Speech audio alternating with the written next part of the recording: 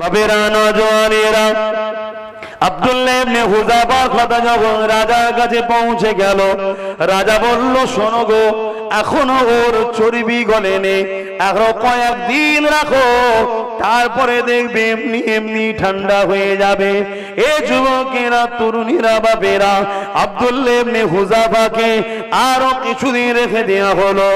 এরপরে রাজা চেষ্টা করলো আব্দুল্লাহ ইবনে হুযাফার কাছে একটা মিশর থেকে ওই রাজ্যের সুন্দরী নারীকে তার শরীরের কাপড়কে খুলে নিয়ে আব্দুল্লাহ ইবনে হুযাফার ঘরে পৌঁছে দিয়েছে। হুজুর, আমার যুবক জন ছেলে এমন করে বসে তাসবিহ পড়তেছিল, যখনই ঘরের দরজাটা খুলেছে আব্দুল্লাহ ইবনে হুযাফা একবার নজর দিয়েছে কে আসছে। যখনই দেখেছে একজন উলঙ্গ নারী আসতে লেগেছে, আস্তাগফিরুল্লাহ বলে আল্লাহু আকবার বলে সিজদায় পড়েছে। 3 দিন ধরে ওই নারীটা আব্দুল্লাহ ইবনে হুযাফাকে উঠাবার চেষ্টা করেছে, কিন্তু 3 দিন পরে ওই নারীটা গিয়ে রাজাকে বলেছে, এ রাজা, তুমি কার কাছে আমাকে পাঠিয়েছিলে? এই সমাজের যুবক তো দূরের কথা, খারাপ নেবেন না, হাকিকাত বলছি, বয়স্ক কোনো মানুষও যদি আমার শরীরকে দেখে সে দিবানা হয়ে যায়। অথচ 3 দিন ধরে এই যুবকটাকে আমি চেষ্টা করলাম, সে একবার শুধু এক নজর ঘর থেকে ঢুকার সময় দেখেছিল, আর জবান থেকে বলেছিল আস্তাগফিরুল্লাহ, তারপরে বলেছিল আল্লাহু আকবার, আল্লাহ সব থেকে মহান, এই বলে যে সিজদায় পড়েছিল, ওই সিজদা থেকে 3 দিন ধরে আমি মাথা তোলাতে পারিনি। আমি যেন একটা পাথরকে লড়াতে ছিলাম, ও যেন কোনো মানুষ নয়, একটা পাথর। আমি আজকে সাক্ষী দিচ্ছি, যার দিন তাকে এতটা মজবুত ঈমান দেয়, এই দিন হলো সত্য দিন। আমি আজ থেকে নিজের পাপ কর্মের জন্য তওবা করে এবং আব্দুল্লাহ ইবনে হুযাফা দিন ইসলামের মধ্যে আমি নারীও কবুল করে নিলাম। আরো জোরে বলুন সুবহান।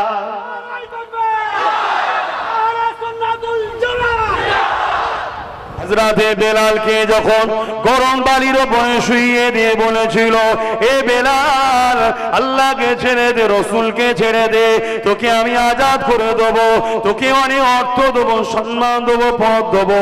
হযরতে বেলাল হাবশী দেশের মানুষ, তিনি কি বলেছিল, এ জালিম উমাইয়া শাসক, শুনে রেখে দে, তুই আমার উপরে যতই জোর চালাস না কেন, আমার জিসমকে টুকরো টুকরো করে দিতে পারি, হাড় থেকে গোশতগুলো আলাদা করে দিতে পারে, কিন্তু মনে রাখবি বেলালের অন্তরে আল্লাহ আল্লাহ রাসূল রয়েছে। আল্লাহ আল্লাহ রাসূল ইনসাফ ইনসানিয়াত সত্যের পক্ষে, তাই বেলালকে কখনো আল্লাহ রাসূলের পক্ষ থেকে সরাতে তুই পারবি না। পেরেছিল। আজকে আমাদের দশা কোথায়? মুহাম্মদ রাসূলের গোলামকে কিচ্ছু করতে পারবে না। কি ভুল বললাম? এই জোরে বলেন। হ্যাঁ, আব্দুল্লাহ ইবনে হুযাফা, হুজুরের নাম শোনেন না? আমার নবীর এক সাহাবী ছিলেন, এক খ্রিস্টান শাসক ধরে নিয়ে গেছে। শাসক ধরে নিয়ে যে তাকে অফার দিচ্ছে, আব্দুল্লাহ ইবনে হুযাফা, তুমি মুহাম্মদ রাসূলকে ছেড়ে দাও, আমি তোমাকে অনেক সম্মানীয় পদ দেবো, অনেক চাকরি দেবো, জায়গা দেবো, অর্থ দেবো, আমার রাজ্যে ভালো সম্মানীয় পদ দেবো। কি গো, এখন ঝাঁট দিবার পদ পেয়ে গেলেই ব্যাস রসুল ছেড়ে দিচ্ছে। আমার কমে আছে না, না কি করিস ভাই? না আমি একটু অফিসে গিয়ে ঝাঁট দিই। ওরে বাপ, তাই নাকি? ওর যা ঠাঁট বাঁট দেখলেই হাসি পাই, ওই চাকরিতেই পাগল। আপনাদের অসুবিধা হচ্ছে? গরমে অসুবিধা হয় না তো?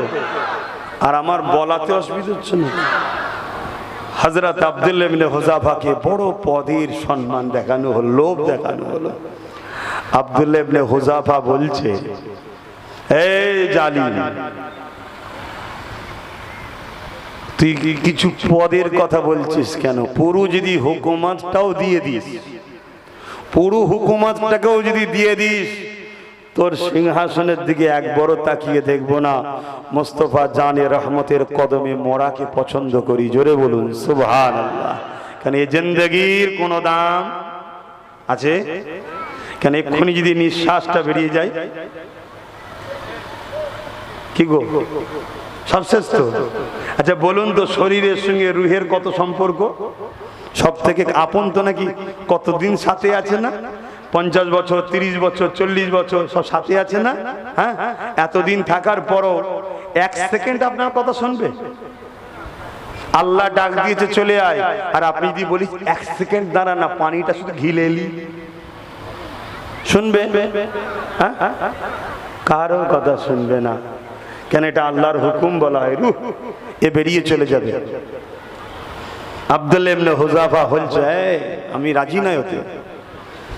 ও ঠিক আছে, একে জিন্দান খানায় লিজে বড়, কিছুদিন খেতে দিও না, এমনি দেখবে সব ঠিক হয়ে যাবে। খিদে ভাই বড় জ্বালা না নাকি? খিদে বড় জ্বালা তো নাকি? যেমন আমার কিছু ভাই আছে, পেট ভর্তি করে আসার পরও কেউ যদি বলে আয় না রে, বস না রে, বিরিয়ানি আছে, মরা না জ্যান্ত মুরগির দেখা দেখি নেই, হাত গুটিয়ে খাওয়া শুরু করে দিল। আছেন না? নাই? আমার ভাইদের কথা বলছি, আমি অন্য কারো কথা বলছি না। আমার ঘরে জন্ম নিয়েছে, আমার খ্যাতের লোক সে, তারা সে যদি আমার খ্যাতের না হতো আমি কিচ্ছু কথা বলতাম না। কেন? ও যখন জুলুমের শিকার হয়ে টপে পৌঁছে গিয়ে ধরা পড়বে, ওর জন্য পুরো কমকে মিডিয়াতে গাল খেতে হবে। ভুল বলছি? তাহলে অন্যায় করছে একজন আর বদনামের ভাগ লিখছে পুরো কম। তো আব্দুল্লাহ ইবনে হুযাফাকে 3 দিন খাওয়া বন্ধ, ডাক্তার সাথে রেখে দেওয়া হয়েছে। কিছু কিছু কিতাব আছে 1 সপ্তাহ ডাক্তার রেখে দেওয়া হয়েছে। বলেছে দেখবি যখন মরার সময় একদম হয়ে যাবে তখন বলবি। তখনকার সময় মেরে দেওয়ার থেকে বড় চ্যালেঞ্জ ছিল নবী সাহাবীকে নিজের দলে আনতে পেরেছি, যেমন আজকাল চ্যালেঞ্জ হয় না, কি গো? তো যাই হোক, তা আব্দুল্লাহ ইবনে হুযাফাকে মেরে দিতে চাইছে না, কেননা একটা বড় টিমের উনি সর্দার ছিলেন, একটা সাহাবা কাফেলাদের সর্দার। তাই আব্দুল্লাহ ইবনে হুযাফাকে যদি খ্রিস্টানের দিকে আনা যায় তাহলে মেসেজটা খ্রিস্টান বাদশা ছড়াবে, আরে মুহাম্মাদের গোলামকে আমরা সামান্য পদ দিয়ে কিনে নিয়েছি। এটা ইসলামের জন্য একটা লজ্জিত বিষয় না? বিষয় নয় বলো? কিন্তু আমরা তো 1 কাপ চায়ও বিক্রি হই। ভুল বলা হচ্ছে? হাই হাই হাই হাই। বাবেরা নওজওয়ানের আব্দুল্লাহ ইবনে হুযাফা হুজুরের কথা বলছিলাম। ডাক্তারকে ঘরের মধ্যে বারবার চেকআপের জন্য পাঠায়, আর আব্দুল্লাহ ইবনে হুযাফাকে বন্দী করে রেখে দিয়েছে, কোনো খাবারের ব্যবস্থাও করেনি। ডাক্তার দিনেতে খবর দিয়ে দিল, এ রাজা মশাই, আর আব্দুল্লাহ ইবনে হুযাফার অবস্থা ভালো না, মারা যেতে পারে, এর এখন খাবারটা দিতে হবে। ওই সময় আব্দুল্লাহ ইবনে হুযাফার কাছে খাঞ্চা করে খাবার চলে এলো, সুন্দর রেশমের কাপড় ঢাকা দিয়ে।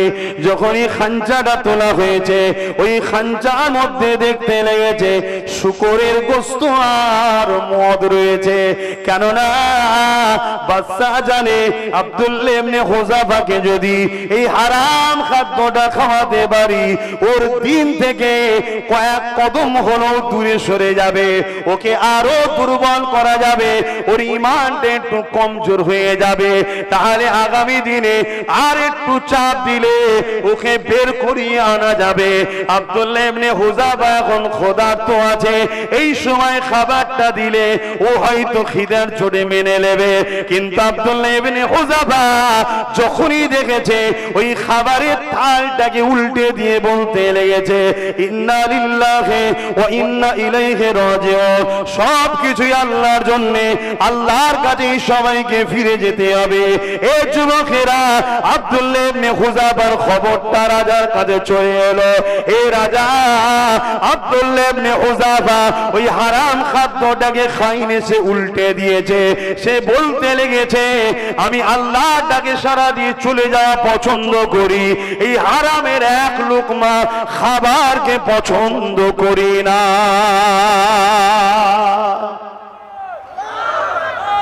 আল্লাহ। বাদশা হারাম খাদ্য কেন দিচ্ছিল? হারাম খাদ্য খেলে রসুল থেকে ও দূরে সরবে, আর রসুল থেকে দূরে সরে হলে কার সাহায্য দূরে যাবে? বলুন, আল্লাহ সাহায্য দূরে সরে যাবে। আর আল্লাহ সাহায্য যখন কারো উপর থেকে দূরে সরে যায়, তাকে গোলাম বানানো সহজ না সহজ নয়। তাহলে হারাম খাদ্য খাওয়াও। আজকেও আমাদের ঘরে আজকের ক্ষমতাশালীরা হারাম খাদ্য খাওয়াচ্ছে না খাওয়ায়নি? জোরে বলেন, কথা বলুন। সুস্থ শরীর থাকার পরও কারো কাছ থেকে 100 টাকা ভিক্ষা লিয়া ওটা হালাল না হারাম? খুব ভালো করে মাথায় ঢুকাও। কিসের টাকা? মদের, জুয়ার, না লক্ষ কোটি মুসলমানের রক্ত চুষা টাকা? তুমি জানো তোমাকে ফ্রিতে দেয়া হচ্ছে, তুমি খুব বগল বাজাচ্ছ আর খুব খুশিতে খাচ্ছ। তোমার বাড়িতে এমন একটা ফুসকুড়ি জন্মাবে, একটা ছেলে আল্লাহ দেবে, তোমার নাম নিশানা মিটিয়ে দেবে। জানো ওই পয়জন এমন একটা তৈরি করে দেবে আল্লাহ। আমার কথা অসুবিধা হচ্ছে? আমি তো আমার দিনকে বাঁচাবার, কওমকে বাঁচাবার জন্য বুঝাচ্ছি। আমি তো আমার কওমকে দিনের রাস্তায় আনার জন্য বলছি। যুগে যুগে ইসলামের সব থেকে বড় দুশ্মনী করেছে দুই শ্রেণীর লোক। এক শ্রেণীর লোক হচ্ছে যারা ক্ষমতার লোভে মানুষের প্রভু হবার স্বপ্ন দেখেছে তারা। আর এক শ্রেণীর লোক হচ্ছে যারা তাদেরই অর্থে সমাজে মুসলমানদের সহবতে থাকে, যাদেরকে বলা হয় নকল মুসলমান, মুনাফেক মুসলমান। কথা মাথায় ঢুকছে না? ঢোকে নে। আজকে যখন তাদের দুনিয়ার কোন প্রতিনিধির বিষয়ে কিছু বলবে, ওই নকল মুসলমানের বুকে ব্যথা হবে। আর যখন আমার রাসূলুল্লাহকে নিয়ে যখন কেউ কিছু বলবে, তখন এই নকল মুসলমানের বুকে ব্যথা হবে না। যখন ওই দুনিয়ার জমিনে তার দুনিয়ার প্রতিনিধির বিরুদ্ধে কিছু বলবে, নকল মুসলমানের বুকে ব্যথা হবে। যখন আমার কোরআনকে মিটে যাওয়ার কথা বলবে, তখন এই শয়তান মার্কা হারামখোর মুসলমানের বুকে তখন ব্যথা হবে না। এদেরকে চিনার নমুনা বলে যাচ্ছি, চিনবেন তো নাকি? এক বস্তা আলুতে যদি 5টা আলু পচা থাকে, পুরো আলুকে পচাতে কদিন সময় লাগবে? বেশি দিন লাগবে? জোরে বলুন। কিন্তু বাকি আলুগুলোকে বাঁচানো যাবে না? যাবে না, যদি 5টাকে বস্তা থেকে বার করে দেয়। অতএব আপনারা সংগঠিত হন, ঐক্যবদ্ধ হন। যারা এই সমাজে ইসলামের দুশমনদের দালালি করে, তাদের ঘরে সমাজ থেকে বয়কট করুন। তাদের কোনো ডাকে সাড়া দেবেন না। হয়তো 5 বছর কষ্ট হবে, কিন্তু মনে রাখবেন একদিন আল্লাহ আপনাদের হাতে দুনিয়ারও পাওয়ার দেবে, আখিরাতে শান্তিও ফিরিয়ে দেবে। জোরে বলুন সুবহানাল্লাহ। সংগঠিত হন, গ্রামে ঐক্যবদ্ধ হন, নিজেরা এক হয়ে যান। আর যদি না হন, যেমন কোন গাছকে কাটতে গেলে কুরুলের লোহার ক্ষমতা নাই, যদি বাঁট টানা সাথ দেয়, আমার গ্রামে 2-5টা যদি সাথ না দেয়, আমাদেরকে কেউ কাটতে পারবে না। আরে চেঙ্গিস খানের মতো দাদাকে, যার কথা শুনলে পৃথিবী ভয়ে কাঁপতো, গাছ পর্যন্ত কোন এলাকায় গেলে গাছকে রাখতো না, পুড়িয়ে শেষ করে দিত। পশু পাখি জীব জন্তু 1 লক্ষ নারীর ইজ্জত লুটেছে চেঙ্গিস খান। কত? 1 লক্ষ। সেই চেঙ্গিস খানকে একটা 22 বছরের যুবক কাঁপিয়ে দিয়েছে। আলহামদুলিল্লাহ বলেন। বাবেরা, নওজওয়ানেরা, আব্দুল্লাহ ইবনে হুযাফা কথা যখন রাজার কাছে পৌঁছে গেল, রাজা বলল, শোনো গো, এখনো ওর চর্বি গলেনি, আরো কয়েকদিন রাখো, তারপরে দেখবে এমনি এমনি ঠান্ডা হয়ে যাবে। এ যুবকেরা, তরুণীরা, বাবেরা, আব্দুল্লাহ ইবনে হুযাফাকে আরো কিছুদিন রেখে দেওয়া হলো। এরপরে রাজা চেষ্টা করলো আব্দুল্লাহ ইবনে হুযাফার কাছে একটা মিশর থেকে ওই রাজ্যের সুন্দরী নারীকে তার শরীরের কাপড়কে খুলে নিয়ে আব্দুল্লাহ ইবনে হুযাফার ঘরে পৌঁছে দিয়েছে। হুজুর, আমার যুবক জন ছেলে এমন করে বসে তাসবিহ পড়তেছিল, যখনই ঘরের দরজাটা খুলেছে, আব্দুল্লাহ ইবনে হুযাফা একবার নজর দিয়েছে কে আসছে। যখনই দেখেছে একজন উলঙ্গ নারী আসতে লেগেছে, আস্তাগফিরুল্লাহ বলে আল্লাহু আকবার বলে সিজদায় পড়েছে। 3 দিন ধরে ওই নারীটা আব্দুল্লাহ ইবনে হুযাফাকে উঠাবার চেষ্টা করেছে, কিন্তু 3 দিন পরে ওই নারীটা গিয়ে রাজাকে বলেছে, এ রাজা, তুমি কার কাছে আমাকে পাঠিয়েছিলে? এই সমাজের যুবক তো দূরে দাদা, খারাপ নেবেন না, হাকিকাত বলছি। বয়স্ক কোনো মানুষও যদি আমার শরীরকে দেখে সে দিবানা হয়ে যায়।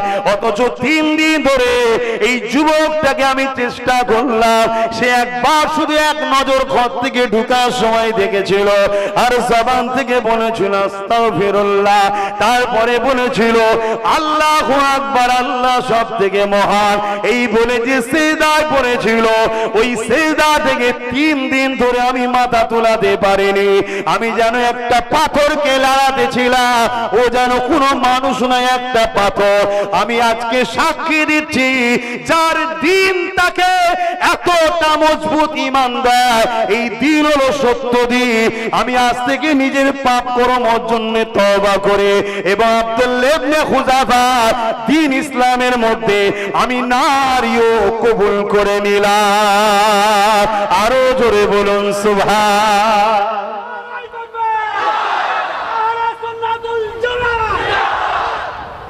রাজা দেখছে তো উল্টো হচ্ছে রে বাবা, একে বেঈমান আমাদের দিকে আনতে চেয়েছিলাম, উল্টো দেখছি আমার গুণকে ওর দিকে লিচ্ছে তো আবার। উল্টো না, উল্টো না কি? তখন রাজা দেখলো এই তো খুব প্রেস্টিজের ব্যাপার। আরো অনেক বড় কথা, রাজার মধ্যে একটা ভয় আল্লাহ তৈরি করালেন। কি ভয়? অন্তরে ভয় কে দেয়? জোরে বলেন। যাদের অন্তরে আল্লাহর ভয় আছে, যাদের অন্তরে আল্লাহর ভয় আছে, দুনিয়ার জালিমের অন্তরে আল্লাহ তার ভয়কে ঢুকায়। জোরে বলুন সুবহানাল্লাহ। শুনছেন? ধরুন আপনারা কেউ আল্লাহকে ভয় করবেন, দুনিয়ার জালিমের অন্তরে আপনার ভয়টা আল্লাহ ঢুকিয়ে রাখবে। আর যার অন্তরে আল্লাহর ভয় নেই, দুনিয়ার সমস্ত জালিমের অন্তরে তার থেকে ভয় আল্লাহ তুলে নেয়, তোমার ভয় কেউ করবে না। কিছু শুনছেন তো? আমাদের অন্তর থেকে আল্লাহর ভয় উঠেছে না ওঠেনি? সত্য কথা বলুন, স্বীকার করুন। এজন্যই তো আজকে জালিমদের অন্তর থেকে আমাদের ভয় উঠে গেছে। কিন্তু আব্দুল্লাহ ইবনে হুযাফার অন্তরে আল্লাহর ভয় আছে। এই বাচ্চার মধ্যে একটা ভয় শুরু হয়ে গেল, আরে একে যদি আমি ক্ষতি করি মনে হয় আমার ক্ষতি হয়ে যেতে পারে রাজত্ব। শুনছেন না? এই ভয় অটোমেটিক তৈরি হলো। কিন্তু রাজাও তো পেস্টিজে পড়ে গেছে, আরে আমি যদি একে ছেড়ে দিই, আরে মান সম্মান ডুবে যাবে না? কিছু তো একটা করতে হবে, কিছু তো একটা করতে হবে। লাস্ট আব্দুল্লাহ ইবনে হুযাফাকে ডেকে রাজা বলছে, হে আব্দুল্লাহ হুযাফা, আরে তোদের রাসূল কি শিখায়? এত ভাবে তোকে জুলুম করা হচ্ছে, তুই তাও ছাড়ছিস না? আমি একটা রাজা, আমার একটা প্রেস্টিজ আছে না? নাই, তুই একটু কম্প্রোমাইজ কর, কম্প্রোমাইজ কর। এত লোক আমায় মানে, এই ভালতারা শুনবেন, আজও এরকম ঘটছে, আজও ঘটছে। অনেক সময় আমরাও দেখেছি ছোটখাটো নেতা কাউকে গিলার পরে ছুঁচো গিলা টাইপের হয়ে যায়। এ কেন ধরতে গেলাম, এ কেন ধরতে গেলাম, হয় না? হয় না? হ্যাঁ। আর এমনি এমনি ছেড়ে দিতে গেলেও প্রেস্টিজে লাগছে, সেও তো একটা ব্যাপার। আর যতদিন রাখছে তত ধস হচ্ছে, ধস বোঝেন না? তত ধস হচ্ছে, চারিদিকে ছড়াচ্ছে। আল্লাহ নবী সাহাবাদেরকে বারবার বলেন, আমার সাহাবারা ময়দানে মাশরের জন্য বেশি বেশি করে চিন্তা করো। আল্লাহ কোরআনেও বলে, ওয়াল তানজুরু নাফসুম মা কদ্দামাত লিগাদ, প্রতিটা নফসের উচিত পরকাল নিয়ে ভাবা, কেননা পরকালটা এত কঠিন জায়গা হবে। তাই নবী আমার বললেন, বাবা সাহাবারা ময়দানে মাশরটা কেমন দিন হবে?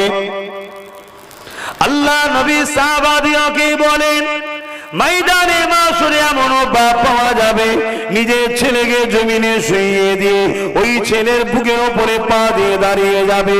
ময়দানে মাশরে দে এমন বাপ ছেলে পাওয়া যাবে, নিজের জনম দুঃখী জনমদাতা বাপকে জমিনে শুইয়ে দিয়ে তার বুকের উপরে পা দিয়ে দাঁড়িয়ে যাবে।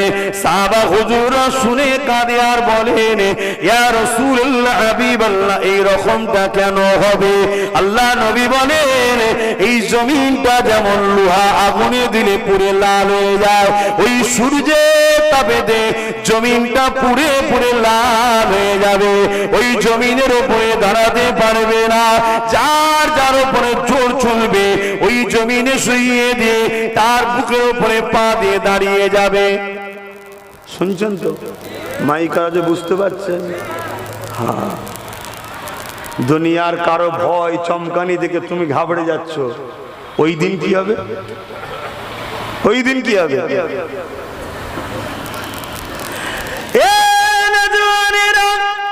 আল্লাহ তো তোমাকে আমাকে এই জমিনের উপরে খেলাফত দিয়ে পাঠিয়েছে। এই জমিনের উপরে তুমি আমি প্রতিনিধিত্ব করতে এসেছি। তাই তো আল্লাহ বলেছে কুনতুম খায়রা উম্মাতি, তোমরা হলে শ্রেষ্ঠ উম্মাহ। তোমাদের জন্য দুটো কাজ রয়েছে। এই জমিনের অন্যায়কে মিটিয়ে দাও, এই জমিনে ন্যায়কে প্রতিষ্ঠিত করো, এই জমিনের বিধবার সমস্যা সমাধান করো, এই জমিনে ক্ষুধার্ত মানুষকে খানা দাও, এই জমিনে যার চোখে পানি চোখের পানি মুছাবার ব্যবস্থা করো, এই জমিনে যে অসহায় তাকে আশ্রয় দাও, এই জমিনের উপরে যে জুলুম করবে তার বিরুদ্ধে তোমরা সংগঠিত হয়ে সংগ্রাম করো। এটাই তো তোমার আমার ডিউটি আল্লাহ দিয়েছে। এ যুবকেরা, তরুণেরা, বাপেরা, নামাজ তো অবশ্যই পড়তে হবে, ওটা ব্যক্তি জীবনের ডিউটি। রোজা অবশ্যই রাখতে হবে, ওটা ব্যক্তি জীবনের ডিউটি। মালদারকে হজ করতে হবে, ওটা অর্থনীতির ডিউটি। এ যুবকেরা, সমাজের জন্য যেটা করতে হবে সেটা হলো এই সমাজে তোমাদেরকে আল্লাহ প্রতিনিধিত্ব করে পাঠিয়েছে। তোমাদের কাজ এই সমাজে প্রত্যেকটা অসহায় গরিব আল্লাহর সৃষ্টির পাশে দাঁড়িয়ে তাদের সমস্যাকে সমাধান করতে হবে। এই জমিনের মানুষগুলোর মুখে হাসি ফুটাতে হবে। যদি তুমি দুনিয়া জমিনে আল্লাহর সৃষ্টিকে হাসাও, দুনিয়া জমিনে আল্লাহর সৃষ্টিকে খুশি করো, দুনিয়া জমিনে আল্লাহর বিপদে পড়া সৃষ্টি গুণের পাশে দাঁড়িয়ে আজাদ করতে পারো, মনে রেখে দেবে ময়দানে মাশরের এই কঠিন বিপদের দিনে আমার আল্লাহ তোমাকেও তার রহমত দ্বারা সেদিন বিপদ থেকে মুক্ত করে আরশে আজিমের ছায়া দেবে। 7 শ্রেণীর মানুষ ছায়া পাবে। তার মধ্যে প্রথম নম্বর কে বলবেন? তো বলেন, বলবেন না? রাগ হয়েছে কি? আব্বারা রাগ করলেন নাকি? তাহলে বলুন প্রথম নম্বর কি? জানেন না? আমি বলবো প্রথম নম্বর হলো যারা সমাজের বুকে ন্যায় পরায়ণ শাসক হবে তারা। কারা? ন্যায় পরায়ণ শাসক। তাহলে ন্যায় পরায়ণ শাসকের ইসলামে গুরুত্ব কত বুঝতে পারছেন?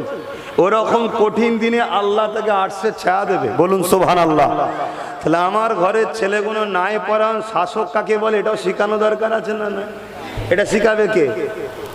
মাতাল, চোর, ডাকাত? কে শিখাবে? পকেটমার? কে শিখাবে বলবেন তো? আল উলামা ওয়ারাসাতুল আম্বিয়া, নবী পাকের ওয়ারিস যারা তারা শিখাবে। তারা কারা? যারা মুখ খোলে আল্লাহর জন্য, মুখ বন্ধ রাখে আল্লাহর জন্য, হাত মিলায় আল্লাহর জন্য, হাতকে টেনে লায় আল্লাহর জন্য, চলে আল্লাহর জন্য, বসে যায় আল্লাহর জন্য, কাঁদে আল্লাহর জন্য, হাসে আল্লাহর জন্য। তাদের মাকসাদ একটাই হবে আল্লাহ আল্লাহ আল্লাহ আল্লাহ আল্লাহ। এদেরকে বলা হয় নবী পাকের ওয়ারিস। এরাই হলো আল্লাহ পাকের নবীর ইলমের প্রতিনিধিত্ব করবে। এরাই তো সমাজের বুকে সবার জন্য আল্লাহ পাকের পক্ষ থেকে রহমত হয়ে এসেছে। এ তো দয়া করে আল্লাহদেরকে পাঠিয়েছে। আজকে তাদের কথা বলার সুযোগ আছে? কথা বলে? আপনার গ্রামের ইমামের কথা বলার সুযোগ আছে? তো যেখানে যারা কথা বলার সুযোগ তারা যদি চুপ হয়ে যায় তো সমাজ ধ্বংস হবে না? হবে না? ধ্বংস হচ্ছে। কোন এমন বাড়ি আছে বলুন তো যে বাড়িতে শান্তি আছে? কোন এমন বাড়ি আছে বলুন তো যে বাড়িতে ওষুধ নেই বা রোগ নেই? বাড়িগুলো তো ওষুধের দোকান হয়ে গেছে। কেন? এই যে যার কথা বলা দরকার তাকে চুপ করিয়ে দিয়েছ, যার শোনা দরকার সে বলছে। এখন আল্লাহ নবী তো তাই বললেন, আখিরি জামানায় যত চোর, বদমাই, গুন্ডা, সমাজ বিরোধী, চরিত্রহীন, রেপিস, তারা সমাজের প্রতিনিধিত্ব করবে। রাসূলুল্লাহ ১৫০০ বছর আগে বলে গেছে। বলেছে না বলেনি? এই কথাটা আলেম ইমামদের ক্ষমতা আছে মসজিদের মেম্বারে দাঁড়িয়ে বলার? কেন ভাই, অসুবিধা কিসের? এ তো রাসূলুল্লাহর কথা। এদেশ তো সবাইকে ধর্মীয় অধিকার দিয়েছে। এদেশ তো কারো বাবা কালী সম্পদ নয়। এদেশ তো সবার সমান অধিকার আছে। তাহলে ইমাম মসজিদে দাঁড়িয়ে তার কওমকে বলতে পারছে না কেন? কেন যে 5 দিন 6 দিন 7 দিন কোনো ওয়াক্তে না পাওয়া গেলেও জুম্মার দিন একটু আসে, দেখা যাবে সমাজের বুকে এমনও আমার মসজিদে ঢুকে বসে আছে, রাসূলুল্লাহর হাদিসে সেই বদমাইশটা ধরা পড়ে যাবে। এ আছে না? নাই? তখনও বলবো, মৌলী সাহেব তোমার বড্ড তেল হয়েছে না, তুমি আমায় বলছো? আরে ওর নাম ধরে বলেছে। হজ করবো না, ছেড়ে দেবো, অসুবিধা নেই তো আপনাদের? আপনাদের কথা বলছে, আমার অসুবিধা নেই। কানার কি বার রাত কি বা দিন, কি বুঝাচ্ছে না? নাই, আমাদের কোনো সমস্যা নেই। দুনিয়া বন্দুকের নলে গুলি দেখে, আমরা বন্দুকের নলে আল্লাহর নবীর দিদার পাওয়ার রাস্তা দেখতে পাই। জোরে বলুন সুবহানাল্লাহ। কারণ মরার পরেই কবরে যাবে, কবরে রাসূলুল্লাহ হাজির হয়। জোরে বলুন সুবহানাল্লাহ। দুনিয়া কামানের সামনে মৃত্যু ডাকে, আমরা কামানের সামনে আল্লাহ জান্নাতের খুশবু পাই। জোরে বলুন সুবহানাল্লাহ। তাই তো ব্রিটিশকে কেউ তাড়াতে পারেনি। যখন আব্দুল আজিজ মুহাদ্দিস দেহলভী বলেছিল, এ উলামারা, ব্রিটিশের বিরুদ্ধে লড়াই করা ফরজ, ব্রিটিশের পা কাঁপছে, পালা। অরিজিনাল বাপ এবার লেগেছে। কথা বুঝে আসছে না? হ্যাঁ, ইতিহাস পড়ো। আব্দুল আজিজ মুহাদ্দিস দেহলভীকে ফুরফুরাওয়ালাদেরও বাপ, তবলিগওয়ালাদেরও বাপ, দেওবন্দিওয়ালাদেরও বাপ। এক কথায় ভারতবর্ষে যারা হাদিস পেয়েছো সবার বাপ আব্দুল আজিজ মুহাদ্দিস দেহলভী রহমাতুল্লাহ আলাইহি। আমাদের সবার মুরব্বী তিনি। আমাদের মধ্যে এখন সব ফিকশন হয়েছে, ছোটখাটো জিনিস, ওপরে সব মিলেমিশেই আছে। যাই হোক, আল্লাহ আমাদের মধ্যে মিল মহব্বত দিক। বলুন আল্লাহুম্মা আমিন। আর না হয় কম্বলে তুলো বাঁচতে বাঁচতে কম্বলই শেষ হয়ে যাবে, যা অবস্থা। বুঝে আসছে তো, বুঝার হয় বুঝুন, না বুঝলে আর কি করতে পারি। তো উনি যখন ফতোয়া দিলেন, চলো ওদের বিরুদ্ধে লড়াই করা ফরজ হয়ে গেছে, নিজের মাতৃভূমি থেকে ওদেরকে তাড়িয়ে আজাদ করতে হয় মাতৃভূমিকে, তখন বুঝলেন আর থাকা যাবে না। কেন? মুসলমান যেটা করে কারো থেকে মাইনে লিবার জন্য করে না। মুসলমান যখন কিছু করে আল্লাহকে খুশি করার জন্য করে। জোরে বলুন সুবহানাল্লাহ। আর আল্লাহকে খুশি করার জন্য যখন কিছু করে তখন কেমন হয় জানেন? হ্যাঁ, বাপেরা, নওজোয়ান তরুণেরা, এ নবী পাকের প্রেমিকেরা, আল্লাহ নবী যখন বদরের জমিনে ডাক দিলেন, চলো বাবা বদরের জমিনে যেতে হবে। কি জন্য যেতে হবে জিজ্ঞাসাও করে না।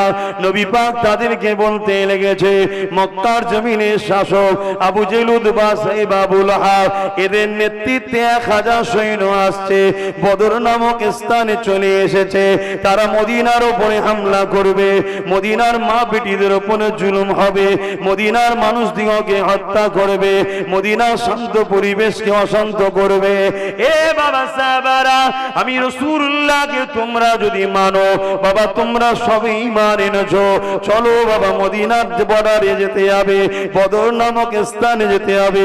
নিজের বাচ্চাদের জন্য, পরিবারের জন্য, মদিনার জন্য, আল্লাহ রাসূলকে খুশি করার জন্য বাবা ন্যায়ের পক্ষে দাঁড়িয়ে অন্যায় সন্ত্রাসদের বিরুদ্ধে সংগ্রাম করতে হবে।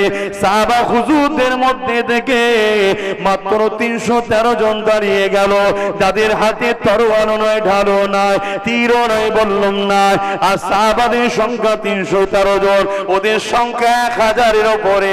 ওদের হাতে তরোয়ার আছে, ঢাল আছে, বল্লম আছে, যুদ্ধের লোহার ড্রেস রয়েছে। আর সাহাবাদের হাতে খাজুরের ডাল, খালি পায়ে গরম বালির উপরে পরনা ছিঁড়া পাড়া কাপড় রয়েছে।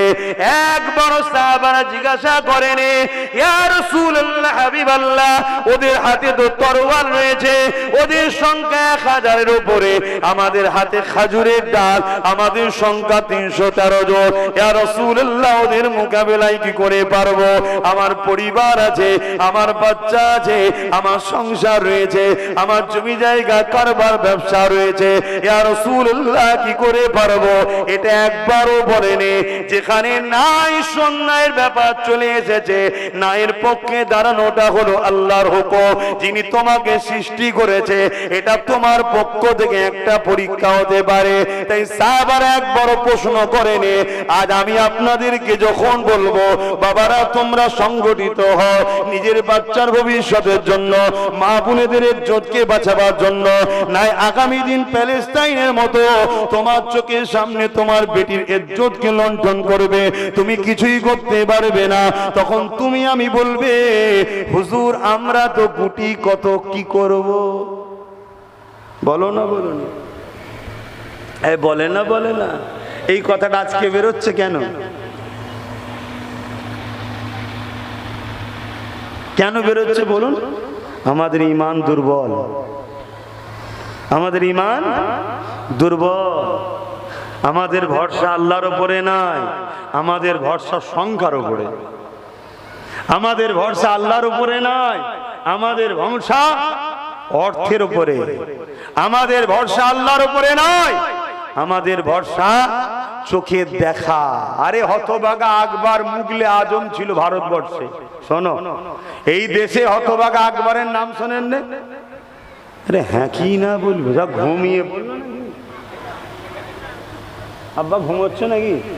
কেন গরমে মানুষ ক্লান্ত হয়, বসে বসে ঘুমিয়ে পড়েন না তো? বা চেয়ে আছে সব, তাও ভেতরে ভেতরে চালাচ্ছেন না তো? এই হতভাগা আকবরের নাম শুনেছেন না শোনেননি? ওকে মুগলে আজম ভারত, পুরো ভারতের হুকুমত দিয়েছিল কে বলুন? আল্লাহ দিয়েছে। কিন্তু শয়তান আল্লাহ দিয়া পাওয়ার নিয়ে দিনে এলাহি বার করে ইসলামের বিরোধী, কোরআনের বিরোধী কিতাব বার করেছিল না করেনি? হ্যাঁ, মোজাদ্দেদ আল-পেশানি আকবরের বিরুদ্ধে সংগ্রাম শুরু করলো। আকবরের বিরুদ্ধে বলতে লাগলো, এ আকবর ইসলামের বিরোধী, এ আকবর কোরআনের বিরোধী, এ আকবর কোরআনকে মিটাবার কথা বলে, অতএব এর বিরুদ্ধে সংগ্রাম করো। মোজাদ্দেদ আল-পেশানি যখন এই কথা বলেছিল, মোজাদ্দেদ আল-পেশানির পাশে গুটি কতক লোক ছিল, আকবরের পাশে কিন্তু সবাই ছিল। বড় বড় মুফতি, মাওলানা, আলেম ওলামা, পীর সাহেব, পীরজাদা। কেন? আকবরের দিকে মিলিটারি, আকবরের দিকে ফোর্স, আকবরের দিকে পুরো দেশের ক্ষমতা। তাই আকবরের দিকে সবাই দাঁড়িয়েছিল। মোজাদ্দেদ আল-পেশানির দিকে গুটি কতক লোক ছিল। মোজাদ্দেদ আল-পেশানি বিশাল এক ময়দানে হাজির হয়েছে। সংগ্রাম হবে, লড়াই হবে, হক না হকের লড়াই হবে। গিয়ে দেখছে লাখো লোক হতভাগা আকবরের দিকে, বড় বড় নামদারি মুফতি, মৌলানা, বড় বড় নামদারি পীর সাহেব, সব পাগড়ি টাগড়ি বেঁধে শয়তান সব আকবরের দিকে বসে আছে। এক কথা শুনছেন না শোনেন নে? হ্যাঁ শোনেন, যুগে যুগের কথা, ইতিহাস শুনতে হবে একটু। যুগে যুগে কি হয়েছে দেখো না। আমার ঘরের ছেলে বোকা বানাচ্ছে, তুমি বুঝতেই পারছো না। তো হতভাগা আকবর একদম ফোর্স টোর্স নিয়ে, মিলিটারি নিয়ে, একদম তার পাওয়ার নিয়ে সব এসে হাজির। আর মোজাদ্দেদ আল-পেশানি পীর সাহেব মানুষ, ফকির সাহেব মানুষ, গুটি কত লোক নিয়ে হাজির হয়েছে। সবাই ঠাট্টাই আর কি করছে, হাসে, ঘটালে কি হবে রে, হানাবে তানাবে। হুজুর দূরে কাজ নামাজ পড়ে বলছেন, আল্লাহ, মোজাদ্দেদ আল-পেশানি বাপের ঘর ঠিকাতে আসেনে, জমি জায়গার ভাগ দখল করতে আসেনে, মোজাদ্দেদ আল-পেশানি নিজের জন্য লড়াই করতে আসেনে। আয় আল্লাহ, এর জালিম তোমার কোরআনের বিরোধী করেছে, তাই এর বিরুদ্ধে আমি আওয়াজ তুলেছি। অতএব কোরআন তো তোমার কথা, তোমার ইজ্জতের কালামের কথা, ইজ্জতের পাওয়ার। আজ আমি মোজাদ্দেদ আল-পেশানি দেখতে চাই। বিশাল তুফান শুরু হলো। মোজাদ্দেদ আল-পেশানির গুটি কতক ছাড়া বাকি যারা ছিল সব বেটাকে ঠেলে ঠুলে নিয়ে যে দুমড়ে মুচড়ে জাহান্নামে যাওয়ার ব্যবস্থা আল্লাহ করে দিয়েছে। আর মোজাদ্দেদ আল-পেশানির গুণকে আল্লাহ তার রহমতের চাদর দিয়ে ঘিরে রেখেছে। জোরে বলুন সুবহানাল্লাহ, আরো জোরে বলুন। কয়েকশো বছর হয়ে গেল, মোজাদ্দেদ আল-পেশানি চলে গেছে, হতভাগা আকবরও চলে গেছে। আকবরের দরবারে কেউ যায় না, যায়? তার বাড়ি কোথা, তার ছেলে কটা, তার কবর কোথা কেউ দেখতে যায়? কিন্তু মুজাদ্দিদ আল পেশানির দরবারে আজও কোটি কোটি কোটি লোক যাচ্ছে। জোরে বলুন সুবহানাল্লাহ। তাই একটা প্রবাদ বাক্য আছে, সব জায়গায় বুড়ো হওয়া যায়, মোস্তফার গোলামদা কখনো বুড়ো হয় না। জোরে বলুন সুবহানাল্লাহ। তাই ফুরফুরাই যতদিন মেজে হুজুর বেঁচে ছিল, আব্বাস হুজুর জন হতে পারে, মেজে হুজুরের লাইনটা আমার থেকে বড় ছিল মুসাফা করার। কারণ এখানে বুড়ো হলেই দাম আরো বাড়ে। নবীর গোলামিতে যত বয়স বাড়বে তত দাম বাড়বে, বাকি সব জায়গায় দাম কমে যায়। দেখো না এখন বিভিন্ন দলের মধ্যে বুড়ো ছোকরাদের নিজেদের মধ্যেই লড়াই হচ্ছে, হচ্ছে না হয় না? কিন্তু মোস্তফার গোলামদের মধ্যে দেখো, যত নবীর গোলাম বড় হয় বুড়ো হয়, সমাজ তাকে তত বেশি আরো সম্মান শ্রদ্ধা করে। জোরে বলুন সুবহানাল্লাহ। মিলাও মিলাও, নায়ক নায়িকার দিকে যাও না, একটু একটু চামড়া ঢিলে হয়ে গেল অমনি অন্য নায়ক নায়িকা ধরে লা, এ আর ভালো লাগে না, বুড়ো হয়ে গেছে রে। আর মোস্তফার গোলাম যত বুড়ো হয় তার তত সম্মান বাড়ে। আগে হয়তো শুধু মুসাফা করতো, এখন বুড়ো হয়ে গেলে জুতো নিয়ে বগলে করে দাঁড়িয়ে থাকে, আমার হুজুরের জুতো। জোরে বলুন সুবহানাল্লাহ। নবীর গোলামি করো, নবীর গোলাম হও, নবীকে মডেল হিসাবে মানো। মুসলমান, তোমার মডেল কোনো অন্য কেউ হতে পারে না। তোমার মডেল একজন মুহাম্মদ রাসূল। আব্বাসও তোমার মডেল নয়, কোন মুফতি মাওলানা ইমাম তোমার মডেল নয়। হ্যাঁ, মুফতি মাওলানা ইমামের মধ্যে যারা রসুলকে চেনায়, নবীর সঙ্গে জুড়তে চায়, তারা তোমার কাছে সম্মানের জিনিস। কেন? তারা রসুলের পক্ষে গোলামি করছে, নবীর পক্ষে বলছে, তাই তাদেরকে সম্মান করলে রসুল খুশি হবে। জোরে বলুন সুবহানাল্লাহ।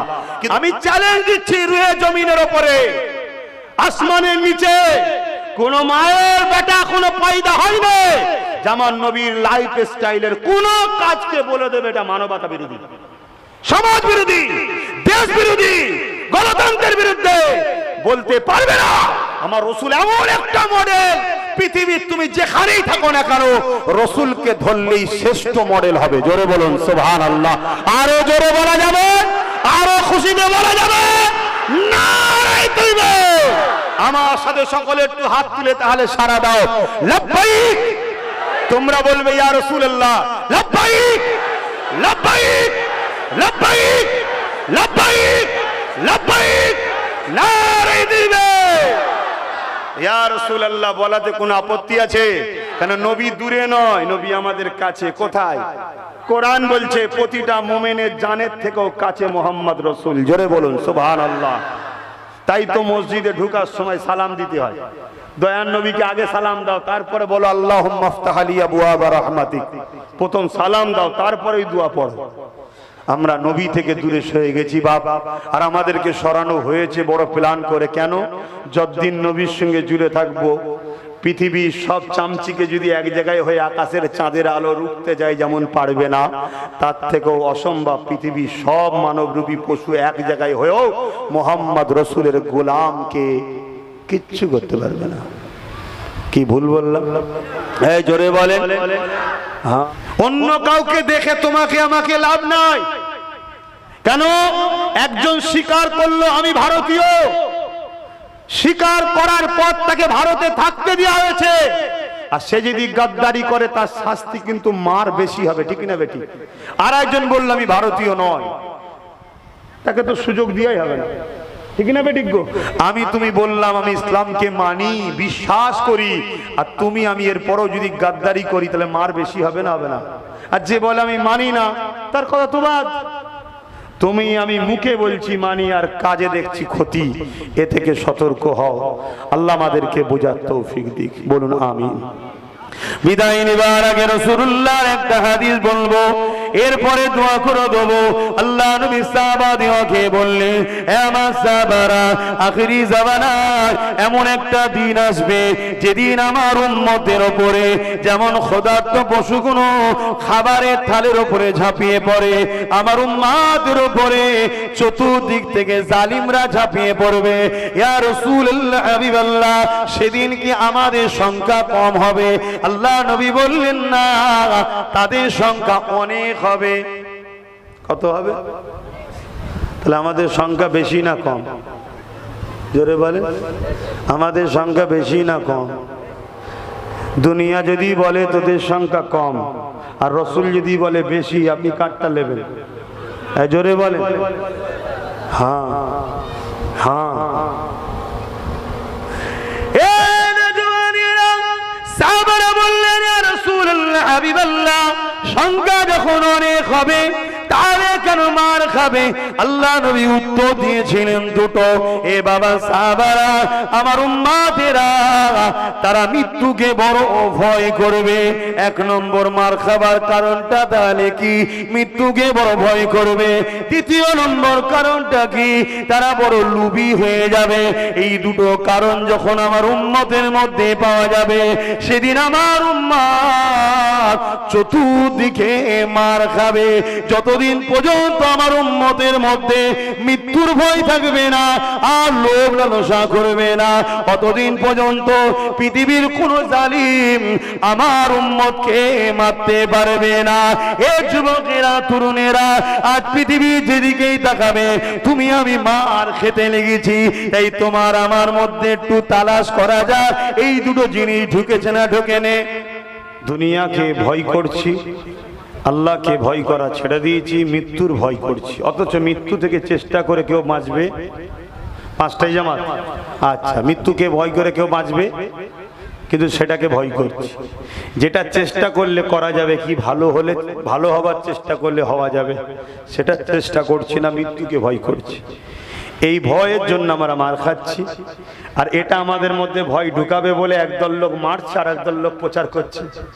সোশ্যাল মিডিয়ায় দেখেন না, কেউ টেনে লিজে ট্রেনের ভেতরে মারতে মারতে মেরে ফেলছে, কেউ ট্রেন থেকে ফেলে মেরে দিচ্ছে, কেউ দাড়ি ধরে পিটতে পিটতে মেরে ফেলছে, সব দেখেন না? আর ওটাকে ফটো খুলে ছড়াচ্ছে। আবার আমাদের গ্রামে গ্রামে আর একদল ফটো লিজে প্রচার করছে, দেখেছো মেরে ফেলবে, দেখেছো মেরে ফেলবে। তার মানে কি? দুজনেরই লক্ষ্য একটা, আমাদের মধ্যে ভয় ঢুকাও। কেন? রসুল বললেন, যেদিন ভয় ঢুকবে সেদিন এদের উপরে জুলুম হবে। যেদিন ওই ভয়কে এরা বার করে দেবে সেদিন জুলুম বন্ধ জোরে বলেন হবে, জুলুম বন্ধ হবে। শুনছেন না? শোনেন না? দ্বিতীয় নম্বর রসুল কি বললেন? লোভী হবে। আমরা লোভী হয়েছি না হয়নি? হ্যাঁ, হয়ে গেছে, লোভী হয়ে গেছে। আমি প্রথমে একটা কথা বলেছিলাম না, যে সব চুরি করে নিচ্ছে, বলেছিলাম না? বলিনি? হ্যাঁ, আমরা কতটা লোভী হয়ে গেছি দেখুন।